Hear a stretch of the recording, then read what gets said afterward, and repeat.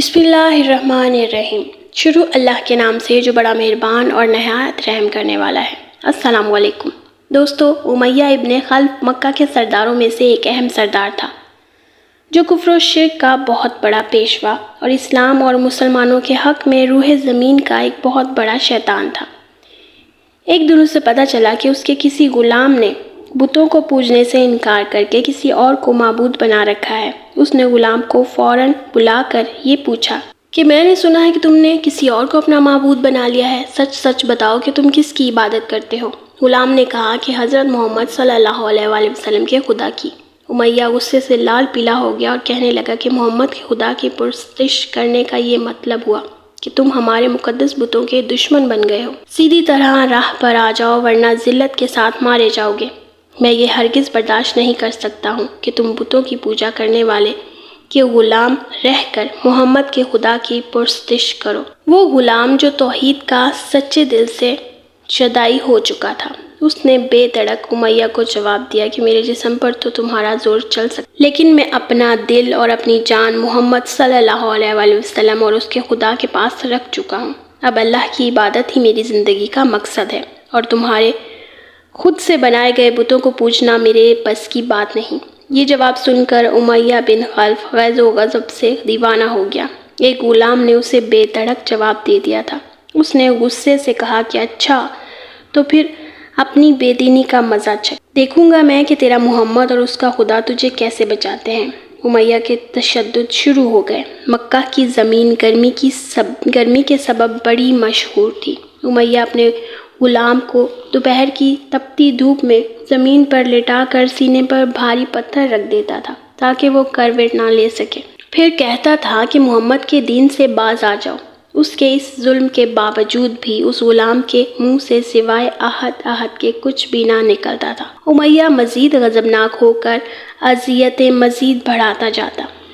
ایک مرتبہ تو امیہ نے ظلم کی انتہا کر دی۔ پورا ایک دن اور پوری ایک رات غلام کو بھوکا پیاسا رکھا اور تپتی ہوئی ریت پر لٹا کر اس کے تڑپنے کا تماشا دیکھتا رہا۔ اس کی یہ کوشش بھی غلام کو حق سے نہ ہٹا سکی۔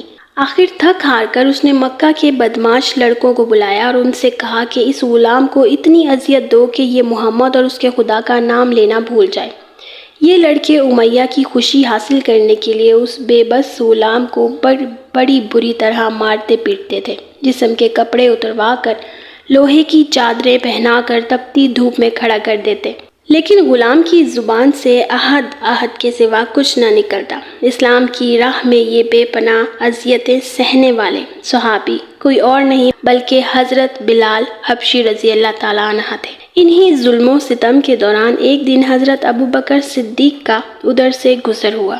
آپ رضی اللہ تعالیٰ عنہ نے امیہ سے فرمایا، اے امیہ، اس بے کس و مظلوم پر اتنے ظلم و ستم نہ کر، اس نے تمہارا کیا بگاڑا ہے؟ وہ خدائے واحد کی عبادت کرتا ہے۔ اگر تو اس پر احسان کرے تو یہ احسان آخرت میں تیرے کام آئے گا۔ اس امیہ نے نہایت حقارت سے کہا، میں تمہارے اس خیالی آخرت کے دن کو نہیں مانتا۔ جو میرے دل میں آئے گا میں تو وہی کروں گا۔ حضرت ابوبکر صدیق رضی اللہ تعالیٰ عنہ اس کا جواب سن کر کافی افسردہ ہوئے، لیکن پھر بھی آپ رضی اللہ تعالیٰ عنہ نے اسے سمجھایا کہ اس مظلوم پر ظلم و ستم کے پہاڑ توڑنا تیری شایان شان میں نہیں ہے۔ اس پر امیہ نے تنگ آ کر کہا کہ اگر تم اس کے اتنے ہمدرد ہو تو اسے خرید کیوں نہیں لیتے؟ حضرت ابوبکر صدیق رضی اللہ تعالیٰ عنہ جھٹ سے تیار ہو گئے اور فرمایا کہ بولو کیا دام لوگے؟ امیہ نے کہا کہ تمہارے پاس ایک غلام ہے جس کا نام فسطاط رومی ہے، وہ مجھے دے دو اور اس کو لے جاؤ۔ حضرت ابوبکر صدیق رضی اللہ تعالیٰ عنہ فوراً بھی راضی ہو گئے، جبکہ امیہ کا خیال تھا کہ فسطاط ایک نہایت ہی کارآمد غلام ہے جس کی قیمت زیادہ ہے اور حضرت ابوبکر صدیق اسے دینے سے انکار کر دیں گے، مگر آپ رضی اللہ تعالیٰ عنہ فوراً راضی ہو گئے تو امیہ کو سخت مایوسی ہوئی اور اس نے ساتھ ہی 40 اوقیہ چاندی کی فرمائش کی۔ اسے بھی حضرت ابوبکر صدیق رضی اللہ تعالیٰ عنہ نے باخوشی ادا کر دیا۔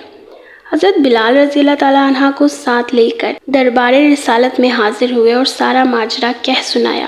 آپ صلی اللہ علیہ وآلہ وسلم نہایت ہی خوش ہوئے اور فرمایا کہ ابوبکر، اس کار خیر میں مجھے بھی شریک کر لو۔ حضرت ابوبکر صدیق رضی اللہ تعالیٰ عنہ نے فرمایا کہ یا رسول اللہ، میں اسے خدا کی راہ میں آزاد کر چکا ہوں۔ یہ سن کر زبان رسالت سے صدیق اکبر رضی اللہ تعالیٰ عنہ کے کلمہ رحمت جاری ہو گئے۔ حضرت بلال رضی اللہ تعالیٰ عنہ نے اس غلامی میں 28 سال گزار دیے، لیکن آپ چونکہ نہایت نیک اور پاکیزہ طبیعت کے تھے، لہٰذا جب آپ صلی اللہ علیہ وآلہ وسلم نے دعوت توحید دی تو آپ نے اسے فوراً قبول کر لیا۔ رہائی پانے کے بعد حضرت بلال ہمیشہ آپ صلی اللہ علیہ وآلہ وسلم کی خدمت میں حاضر رہتے تھے اور دل و جان سے نبی پاک صلی اللہ علیہ وآلہ وسلم کی خدمت بجا لاتے۔ آپ صلی اللہ علیہ وآلہ وسلم حضرت بلال رضی اللہ تعالیٰ عنہ کو کسی بھی چیز کا حکم دیتے تو آپ رضی اللہ تعالیٰ عنہ اپنی جان بھی لگا دیتے۔ غزوہ بدر سے لے کر غزوہ تبوک تک تمام غزوات میں شامل رہے، لیکن حضرت بلال رضی اللہ تعالیٰ عنہ کی اسلام کے لیے سب سے بڑی خدمت اور ان کے لیے سب سے بڑی سعادت اسلام کا سب سے پہلا مؤذن ہونا ہے۔ ہجرت کے بعد جب مسجد نبوی تعمیر ہوئی تو آپ صلی اللہ علیہ وآلہ وسلم نے آپ رضی اللہ تعالیٰ عنہ کو اذان دینے کا ذمہ سونپا۔ آپ رضی اللہ تعالیٰ عنہ کی آواز نہایت ہی دل نشیں تھی اور اس میں ایک ایسی تاثیر تھی کہ اذان کی آواز سن کر لوگ سب کام چھوڑ چھاڑ کر مسجد کی طرف چل پڑتے۔ 8 ہجری میں جب مکہ فتح ہوا تو کعبہ کو بتوں سے پاک کرنے کے بعد آپ صلی اللہ علیہ وآلہ وسلم نے حضرت بلال رضی اللہ تعالیٰ عنہ سے کہا، اے بلال، کعبہ کی چھت پر کھڑے ہو کر اذان دو، اور یہ مبارک سلسلہ آپ صلی اللہ علیہ وآلہ وسلم کی حیات مبارکہ تک اسی محبت اور عقیدت کے ساتھ جاری رہا۔ لیکن جب 11 ہجری میں آپ صلی اللہ علیہ وآلہ وسلم نے سفر آخرت اختیار کر لیا تو اس عاشق رسول صلی اللہ علیہ وآلہ وسلم پر غم کا پہاڑ ٹوٹ پڑا اور مدینے میں رہنا آپ رضی اللہ تعالیٰ عنہ کے لیے دشوار ہو گیا۔ حضرت بلال رضی اللہ تعالیٰ عنہ کو ہر وقت آپ صلی اللہ علیہ وآلہ وسلم کی یاد ستاتی رہتی تھی۔ آپ صلی اللہ علیہ وآلہ وسلم سے آپ رضی اللہ تعالیٰ عنہ نے سنا ہوا تھا کہ مومن کے لیے سب سے افضل عمل جہاد فی سبیل اللہ ہے، لہٰذا آپ رضی اللہ تعالیٰ عنہ خلیفہ اول حضرت ابو بکر صدیق رضی اللہ تعالیٰ عنہ کی خدمت میں حاضر ہوئے اور جہاد پر جانے کی اجازت طلب کی، لیکن حضرت ابو بکر صدیق نے آپ رضی اللہ تعالیٰ عنہ کو خدا کا واسطہ دے کر کہا کہ مجھے اس بڑھاپے میں تنہا چھوڑ کر مت جاؤ۔ تو حضرت بلال رضی اللہ تعالیٰ عنہ نے اس شرط پر حضرت ابو بکر صدیق رضی اللہ تعالیٰ عنہ کی بات مان لی کہ وہ اب رسول صلی اللہ علیہ وآلہ وسلم کے بعد کسی کے لیے اذان نہیں دیں گے۔ حضرت ابو بکر صدیق نے ان کی یہ بات مان لی، لیکن آپ کے دور خلافت کے بعد خلیفہ حضرت عمر فاروق رضی اللہ تعالیٰ عنہ کے دور میں بھی جب بیت اللہ مقدس کی تسخیر کے لیے شام جانا پڑا تو وہاں عیسائیوں سے صلح نامہ طے پانے کے بعد حضرت عمر فاروق رضی اللہ تعالیٰ عنہ نے ایک خطبہ دیا اور حضرت بلال رضی اللہ تعالیٰ عنہ سے درخواست کی، آج جبکہ قبلہ اول پر توحید کا پرچم لہرا دیا گیا ہے تو اس باعظمت موقع پر اگر آپ اذان دیں تو ہم آپ کے مشکور رہیں گے۔ حضرت بلال رضی اللہ تعالیٰ عنہ نے جیسے ہی اذان دینی شروع کی تو صحابہ اکرام کو عہد نبوی کی یاد مبارک تازہ ہو گئی اور ان پر رکعت طاری ہو گئی۔ شام کے معرکے کے بعد حضرت بلال رضی اللہ تعالیٰ عنہ نے شام ہی کے ایک گاؤں میں رہائش اختیار کر لی، کیونکہ مدینے میں ہر وقت آپ صلی اللہ علیہ وآلہ وسلم کی یاد ستاتی رہتی تھی۔ لیکن ایک دن آپ رضی اللہ تعالیٰ عنہ نے خواب میں آپ صلی اللہ علیہ وآلہ وسلم کی زیارت کی۔ آپ صلی اللہ علیہ وآلہ وسلم ان سے فرما رہے تھے، اے بلال، کیا ابھی وقت نہیں آیا کہ تم ہماری زیارت کے لیے آؤ؟ اس خواب نے آپ کو بہت تڑپا دیا اور آپ بےتاب ہو کر فوراً مدینے روانہ ہوئے۔ مدینے پہنچ کر حضرت بلال رضی اللہ تعالیٰ عنہ نے روزہ اقدس پر حاضری دی اور اس درد سے روئے کہ حاضرین بھی اشک بار ہو گئے۔ وہیں حضرت امام حسن رضی اللہ تعالیٰ عنہ اور حضرت حسین رضی اللہ تعالیٰ عنہ بھی موجود تھے۔ نانا کے پیارے نواسوں کو آپ نے اپنے ساتھ چمٹایا اور بے تحاشا چومنے لگے۔ حضرت حسن رضی اللہ تعالیٰ عنہ اور حضرت حسین رضی اللہ تعالیٰ عنہ نے آپ رضی اللہ تعالیٰ عنہ سے اذان فجر کی فرمائش کی۔ بھلا اس میں رد کرنے کی کہاں گنجائش تھی؟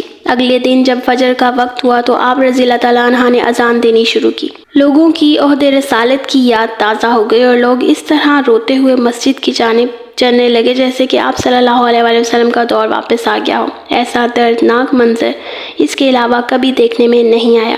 حضرت بلال رضی اللہ تعالیٰ عنہ نے 60 سال کی عمر میں وفات پائی۔ آپ رضی اللہ تعالیٰ عنہ کا مزار دمشق میں ہے۔